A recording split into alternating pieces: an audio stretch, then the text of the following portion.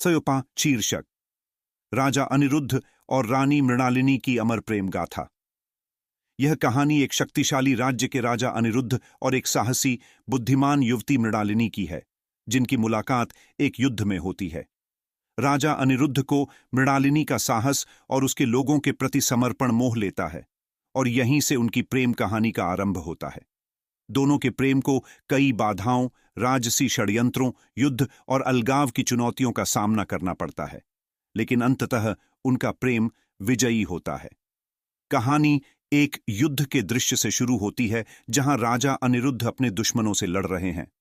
अनिरुद्ध घायल हो जाते हैं और मृणालिनी, जो एक साधारण ग्रामीण लड़की है, उन्हें जंगल में पाकर उनकी देखभाल करती है। यहीं उनकी मुलाकात होती है। मृणालिनी की निडरता, बुद्धिमानी और लोगों के प्रति समर्पण से अनिरुद्ध आकर्षित हो जाते हैं। राजा अपने राज्य में वापस लौटने के बाद भी मृणालिनी को भुला नहीं पाते। मृणालिनी भी अनिरुद्ध के बारे में सोचती रहती है।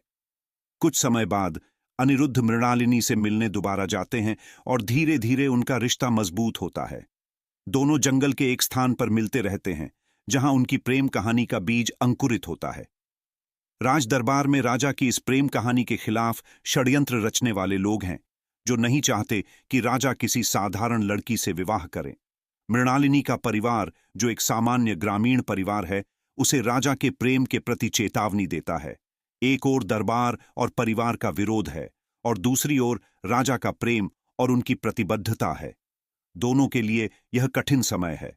राजा अनिरुद्ध के राज्य पर एक दुश्मन राज्य हमला कर देता है, जिससे राज्य संकट में आ जाता है। राजा के सामने एक तरफ राज्य की रक्षा का कर्तव्य है, तो दूसरी ओर मृणालिनी का प्रेम।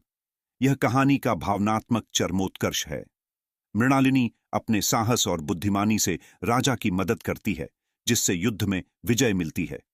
दोनों का प्रेम और गहरा हो जाता है। युद्ध के बाद राजा अनिरुद्ध के विरोधी एक षड्यंत्र रचते हैं, जिससे अनिरुद्ध और मृणालिनी को अलग कर दिया जाता है। मृणालिनी अपने गांव लौट जाती है, लेकिन दोनों का प्रेम समय की परीक्षाओं से गुजरता है। दोनों एक दूसरे की याद में समय बिताते हैं। राजा अनिरुद्ध अपने दूतों के माध्यम से मृणालिनी तक संदेश भेजते हैं, जिससे उनके प्रेम में आशा की एक किरण बची रहती है। समय के साथ राजा के विरोधियों की साजिश का पर्दाफाश होता है। दरबार में सबको राजा और मृणालिनी के प्रेम की सच्चाई पता चलती है। राजा अनिरुद्ध और मृणालिनी के प्रेम को दरबार और जनता का समर्थन मिलता है, और उनके विवाह का मार्ग प्रशस्त होता है। पूरे राज्य में उनके विवाह का भव्य आयोजन होता है, जिसमें मृणालिनी को रानी के रूप में स्वीकार किया जाता है। राजा अनिरुद्ध और रानी मृणालिनी प्रेम, साहस और समझदारी के साथ राज्य का संचालन करते हैं। उनकी कहानी सभी के लिए प्रेम और समर्पण की एक मिसाल बन जाती है। राज्य में शांति और खुशहाली लौट आती है, और उनका प्रेम अमर हो जाता है। निष्कर्ष: इस कहानी में न सिर्फ राजा और रानी के प्रेम को दिखाया गया है, बल्कि कैसे उनका प्रेम हर कठिनाई और चुनौती का सामना करते हुए विजयी होता है। उनके प्रेम और साहस की यह गाथा दर्शकों को पूरी तरह बांधे रखने का वादा करती है।